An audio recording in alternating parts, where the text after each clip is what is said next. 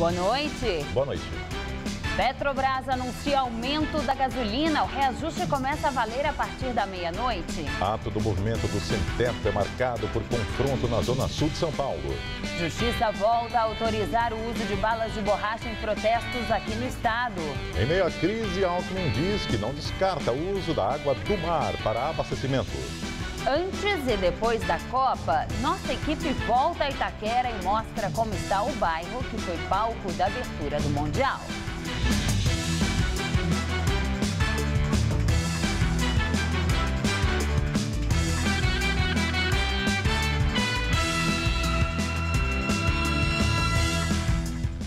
Petrobras anuncia aumento da gasolina. O aumento será de 3% para a gasolina e de 5% para o diesel. O reajuste, que será aplicado no preço de venda nas refinarias, começa a valer a partir da meia-noite.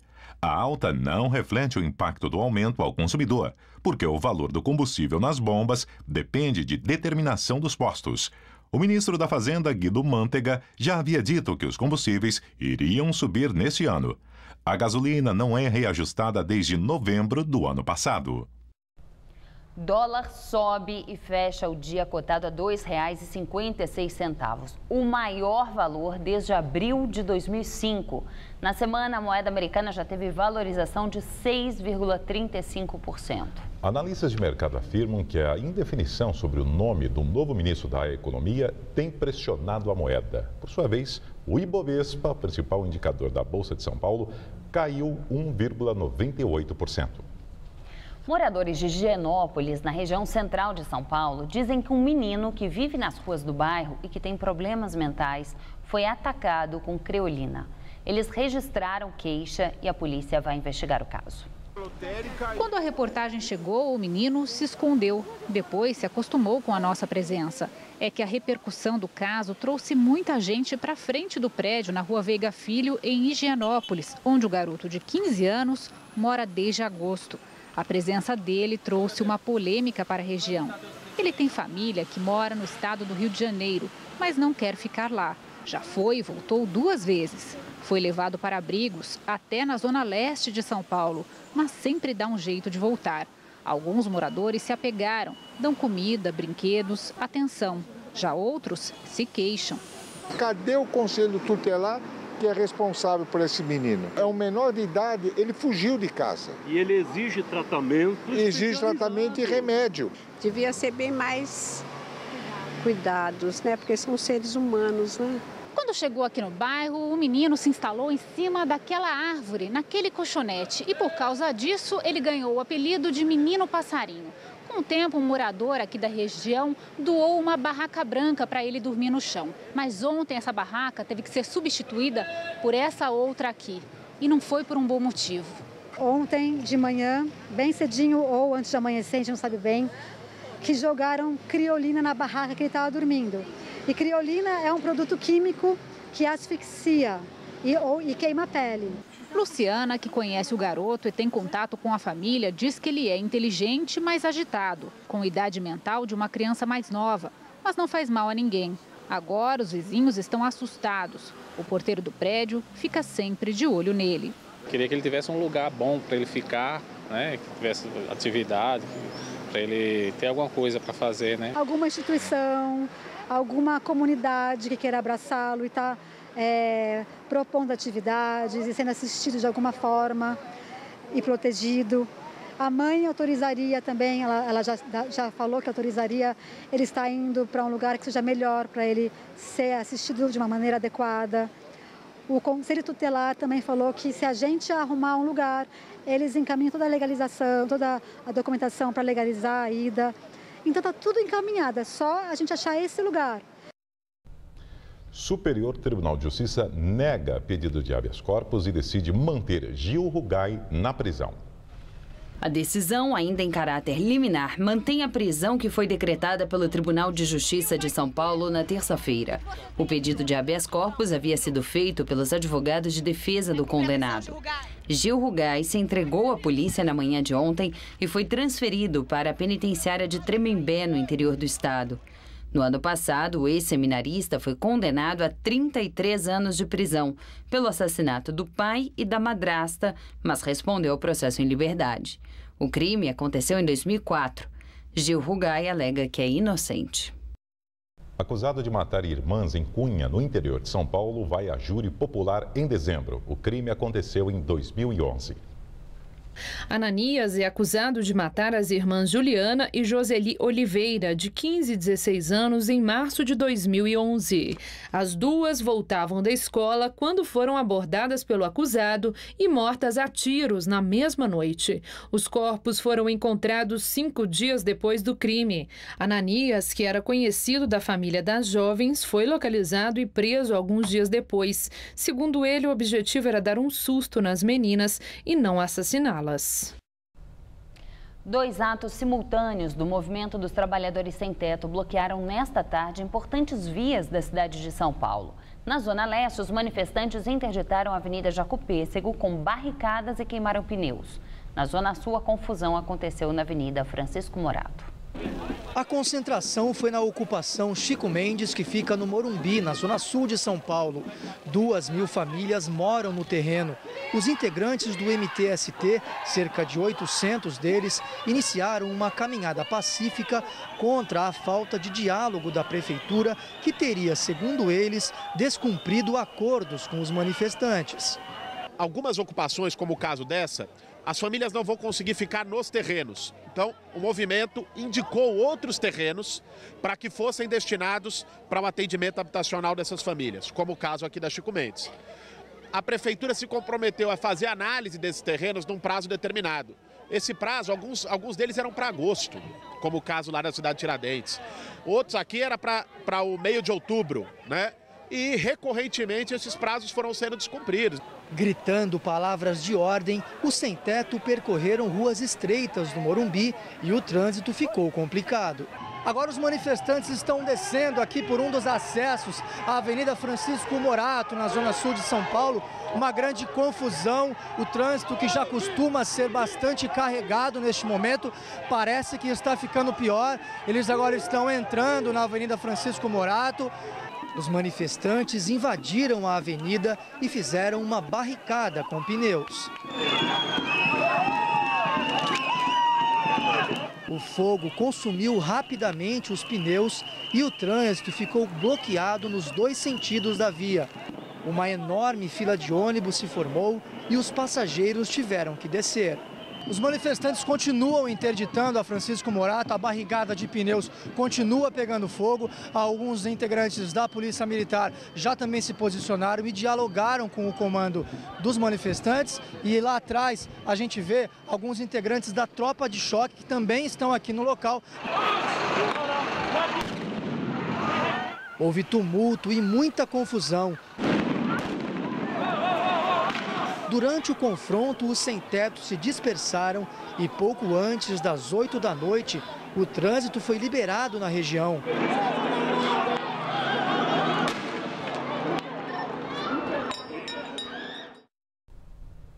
Procurada pela produção do Jornal da Gazeta, edição das 10, a Prefeitura não se manifestou sobre o assunto.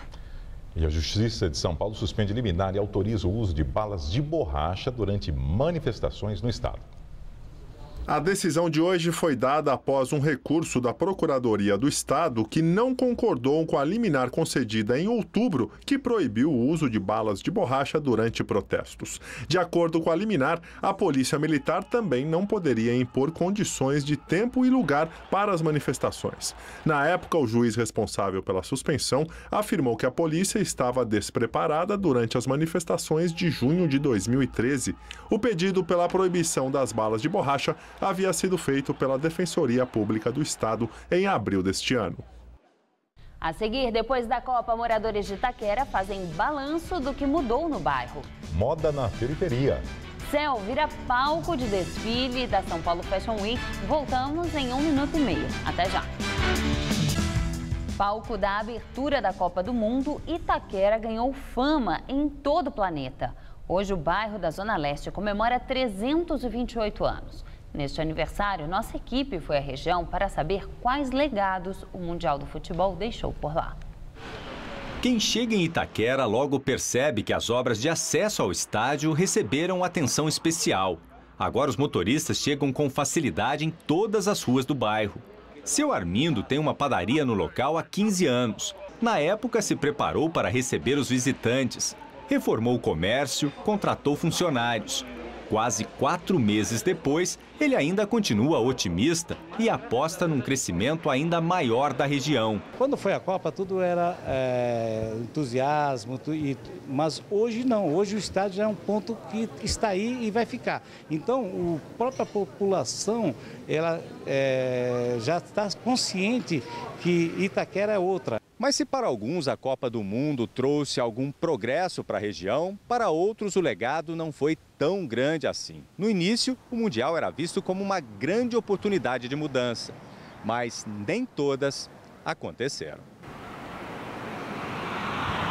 Na favela da Paz estão 370 famílias vivendo em condições muito ruins. A expectativa é que os moradores fossem transferidos para imóveis regulares. Entre as obras anunciadas antes da Copa estavam a construção de 400 habitações de interesse social e a canalização de um córrego. A prefeitura informa que tudo deve ficar pronto até agosto de 2015. Francisco é líder comunitário e conhece de perto a realidade dos moradores da região. Viu a Copa passar bem longe e não vê benefícios concretos.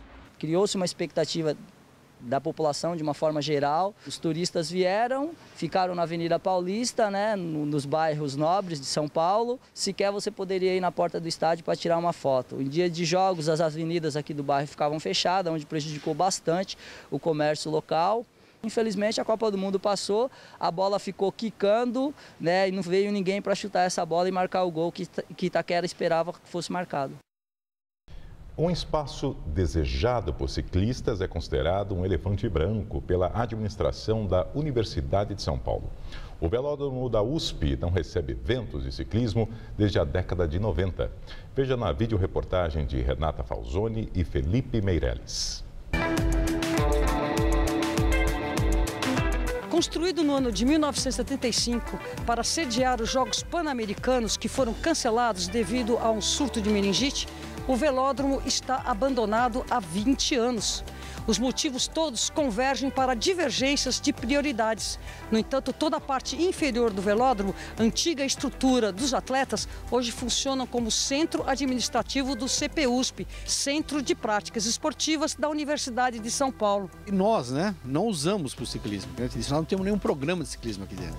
O velódromo é desatualizado, você sabe disso, não tem mais medidas oficiais. A construção dele também hoje é concreto, não se usa mais praticamente concreto, né? Infelizmente está aí. Não é que a USP não tem interesse, teria, mas nós não temos recursos para alocar lá. O lugar do ciclista é um ponto que ele possa ter as situações para ele se desenvolver. Essa pista não é a medida certa, mas a medida de 20 e poucos metros a mais não seria o problema para a gente ter competições locais, competições, vamos dizer, no nível de desenvolvimento do esporte. Enquanto funcionou, o velódromo foi sede de importantes eventos de pista. Uma vez vetado aos ciclistas, passou a ser palco de festas, shows e outros eventos totalmente fora do escopo do esporte. Após a morte do estudante Vitor Hugo, festas estudantis e outros eventos foram proibidos pela reitoria. A opinião dos que treinam em bicicletas na USP é unânime. Seria fundamental se a gente conseguisse esse espaço para fazer treinamento de potência, treinamento de velocidade. Adoro a prova de pista, de velódromo, e se tivesse o velódromo aqui, com certeza a gente teria muito mais ciclistas de velocidade. Um lugar onde as pessoas ficam fechadas, que tem como fazer inúmeras competições, que tem como agregar as pessoas a iniciar no ciclismo. Então você vê locais como Argentina, Colômbia, tem já essa situação dessa educação do ciclista no velódromo. Fica a pergunta: o que se fazer para dar uso a uma estrutura que tanta falta faz ao ciclismo no país sede dos próximos Jogos? Os interesses políticos, acadêmicos e o esporte deveriam convergir. E os atletas profissionais que podem surgir daí, não acontece nada. Então o velódromo é sinônimo de velório.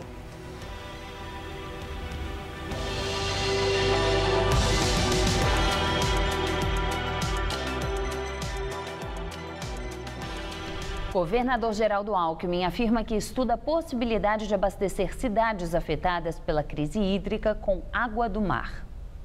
Durante evento em Santos, Alckmin disse que o governo estuda todas as hipóteses. Ele afirma que já considerou as chances de uma usina de dessalinização e filtragem vir a ser utilizada para abastecer as cidades que sofrem com a falta de água. Porém, o governador também afirmou que essa é uma opção complexa e cara. Outra hipótese estudada é a utilização da água do Aquífero Guarani, um dos maiores mananciais de água doce do mundo, para aliviar a demanda do sistema Cantareira. Hoje, o nível do reservatório caiu novamente e, de acordo com a Sabesp, está em 11,7%. Ventos que sopram do mar trouxeram mais umidade e névoa no fim da tarde para São Paulo. E agora à noite, durante a madrugada, podem ocorrer chuvas fracas e garoa em algumas áreas da região metropolitana. Vamos à previsão. O sol volta a ganhar força em São Paulo nesta sexta-feira. O calor aumenta e por causa desse aquecimento pode chover de forma isolada entre a tarde e a noite em todas as áreas paulistas. No centro-oeste, máxima amanhã de 35 graus em Araçatuba. No norte paulista, máxima de 34 em São José do Rio Preto. E na faixa leste, máxima de 32 graus em Sorocaba. Na Grande São Paulo, o sol aparece pela manhã, mas à tarde pode chover com trovoadas em alguns pontos. E atenção redobrada com a pele, pois mesmo com as nuvens, o nível de radiação UV estará altíssimo. Amanhã na capital, pancadas de chuva isoladas a partir da tarde, máxima de 31. No sábado, sol intercalado com períodos de céu nublado e chuva a qualquer hora, máxima de 27. E no domingo, nublado com abertura de sol à tarde. Pode garoar pela manhã e à noite, máxima de 24 graus. Enquanto o Brasil sofre com a falta de chuvas, as tempestades vêm castigando a Itália. A capital, Roma, entrou em alerta vermelho. Várias estações de metrô foram interditadas e todas as escolas estão fechadas por medida de segurança. A onda de mau tempo provocou alagamentos em diversas regiões da Itália. Uma das mais atingidas foi Carrara, na Toscana. Em 3 horas, choveu previsto para um mês. A Defesa Civil e os bombeiros realizaram vários salvamentos arriscados. A situação já começa a melhorar. A água que invadiu casas e estradas está recuando. O porto da cidade foi reaberto. 22 baleias piloto morreram encalhadas na Nova Zelândia. Elas faziam parte de um grupo que havia encalhado na praia um dia antes. Elas foram devolvidas ao mar com a ajuda de voluntários, mas não resistiram. O fenômeno é comum na Nova Zelândia. Os estudiosos não têm uma explicação final, mas dizem que as baleias sofrem forte estresse quando estão fora de seu habitat natural. O presidente da Argentina, Cristina Kirchner, deve continuar em repouso. Ela está hospitalizada com infecção intestinal. Cristina Kirchner cancelou sua ida ao encontro do G20, que acontece na próxima semana na Austrália. A presidente, de 61 anos, foi hospitalizada no domingo à noite. O boletim médico mais recente diz que ela vai ficar em repouso por 10 dias depois de deixar o hospital. Ainda não há previsão de alta. A ministra da Indústria disse que a presidente continua no comando do governo, mesmo no hospital, e envia ordens o tempo todo por mensagens de texto e e-mails. E voltando ao Brasil, o presidente Dilma Rousseff promete corte de gastos e contenção da inflação. Em entrevista a 8 jornalistas, Dilma afirmou que o governo pretende fazer a lição de casa. No encontro, ela disse que vai olhar as contas do governo com lupa. Dilma reconheceu que o país tem problemas com a inflação e disse que vai apertar o controle sobre a alta dos preços. Questionada sobre o nome do futuro ministro da Fazenda, a presidente disse que o ocupante do cargo será conhecido somente depois do encontro do G20, que acontecerá nos dias 15 e 16 deste mês na Austrália. Em entrevista à Rádio Estadão, o senador mineiro Aécio Neves diz que irá articular a criação de uma nova CPI mista da Petrobras no ano que vem. O objetivo será investigar as denúncias de corrupção que envolvem a estatal, caso a comissão atual não apresente resultados claros até o final de suas atividades. A CPI mista atual será encerrada em dezembro. Aécio disse na entrevista que se até lá o governo não tiver elucidado em profundidade todo esse suposto esquema, ele irá iniciar uma coleta de assinaturas para uma outra CPI mista já no dia 1º de fevereiro, durante a reabertura do Congresso. E agora vamos ao comentário de política com José Neumann e Pinto. Bom, o Aécio está chovendo no molhado, apesar do tempo estar seco. Pelo amor de Deus, a CPI acaba de anunciar que foi feito um pacto entre o PT e o PSDB para não convocar político delatado na delação premiada do Youssef e do Paulinho, do Lula. E o Aécio vem falar em nova CPI. Ora, é acreditar muito em Papai Noel num tempo sem água, sem chuva e sem neve. O que o Aécio tem de fazer, se ele realmente quer uma oposição que dê resultado nas próximas eleições e se ele quer liderá-la, ele precisa, primeiro, combater ferozmente para evitar que Dona Dilma Rousseff controle de forma externa a Polícia Federal. Porque tudo o que aconteceu até agora foi descoberto pela Polícia Federal e divulgado pela imprensa. Nós dependemos das divisões da Polícia Federal, que permitem que a Polícia Federal desobedeça ao governo e investigue para valer, como no caso da Petrobras, e da divulgação da investigação da Polícia Federal pela imprensa, pelos meios de comunicação. Então nós dependemos da investigação da Polícia Federal e da liberdade de imprensa. CPMI não leva a nada, leva a esse tipo de acordo. O acordo que foi feito assim, o Doleiro e o ex-diretor da Petrobras disseram que deram 1 bilhão para Gleisi Hoffmann, ministra, ex-chefe da Casa Civil da Dilma. Ah, não, mas a Gleisi não vem depor. Em compensação, Leonardo Meirelles, que disse que o Doleiro é sócio dele e ele era laranja, e que deu 10 milhões de reais para o Sérgio Guerra, que era presidente do PSDB, aí também o Leonardo não vai ninguém, fica tudo por isso mesmo, né? Pois é isso que tem que ser combatido, é isso que tem que ser evitado, como no caso do Mensalão Mineiro, que terminou tirando completamente a moral do PSDB no combate ao Mensalão.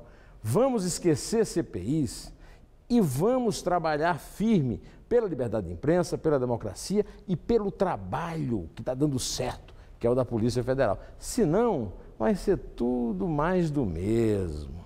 Bem, temos aí o fim de semana para descansar, terça-feira eu estou de volta, até lá, direto ao assunto. Os pais de crianças pequenas devem ficar atentos. Neste sábado, dia 8, acontece o dia D da campanha de vacinação contra o sarampo e a paralisia infantil no estado de São Paulo. 4.500.000 doses da vacina serão disponibilizadas para todo o estado. Estarão em funcionamento 5.900 postos de vacinação fixos e volantes que ficarão abertos das 8 da manhã às 5 da tarde. Contra o sarampo, o governo do estado pretende imunizar 2.100.000 crianças, com idades entre 6 meses e 5 anos. Já contra a paralisia infantil, 2.400.000 crianças entre 1 e 5 anos de idade devem ser imunizadas. São Paulo não registra nenhum caso de paralisia infantil desde 1988. Com relação ao sarampo, neste ano, houve o registro de 7 casos importados da doença. A campanha de vacinação acontecerá até o dia 28 deste mês. A moda de um grande estilista brasileiro vai à periferia de São Paulo. O paulistano Alexandre Ercovitch mostrou sua coleção para o inverno 2015 num bairro da Zona Leste. Foi a primeira vez que a comunidade local viu um desfile de verdade, com modelos na passarela. Na Vila Curuçá, bairro carente da capital, um dia de glamour. Essa é a primeira vez que uma escola pública da Zona Leste recebe um desfile da São Paulo Fashion Week. É um jeito de aproximar o mundo tão exclusivo da moda com estudantes da periferia. E quem sabe assim, com essa valorização, o público também se inspire. É mais que um evento, é uma possibilidade de conhecer um outro mundo. Oportunidade inédita também para as estudantes da USP Leste, que já abraçaram a moda como profissão. É muito importante para a gente como profissional, que vai entrar no mercado daqui a alguns anos. Aqui você vê o começo, todo o processo, o desfile, todo o processo antes, bem diferente. Luz baixa, música alta e na passarela, modelos apresentam a coleção Inverno 2015 do estilista Alexandre Ercovitch. Essa é a primeira vez também de Hertkovich. Morador de Higienópolis, no centro, nunca tinha ido à região do Itaim Paulista, no extremo leste. Mas diante de um público tão caloroso, ele se animou. Para mim é uma honra e uma emoção muito grande. Eu até pedi se não podia fazer isso todo ano. Os desfiles são uma parceria entre a Prefeitura e o maior evento de moda do país. Desde o ano passado, algumas apresentações da São Paulo Fashion Week se repetem nos CELS, os Centros Educacionais Unificados. Quando você mostra, aproxima e discute, você amplia a visão e a autoestima das pessoas na possibilidade de que, a partir do encantamento, você pode fazer isso. Estímulo além do visual? Após o desfile, um momento ímpar para uma plateia curiosa. Perguntas diretamente ao inventor da Semana de Moda de São Paulo e ao próprio estilista. Hertkovich é reconhecido internacionalmente como um dos grandes nomes do Brasil na moda. Mas assim, pessoalmente, trata os fãs com a simplicidade de um vizinho. Se eu não tivesse nascido em São Paulo, a minha roupa não seria essa. Se eu tivesse nascido em outro país, a minha roupa também não seria essa. Então, uma roupa de um jovem estilista da periferia vai ter as características do entorno dele. E isso é tão rico quanto se ele tivesse nascido no centro de São Paulo. Eu sou muito inspirada, eu amei o desfile, amei a entrevista, foi muito legal.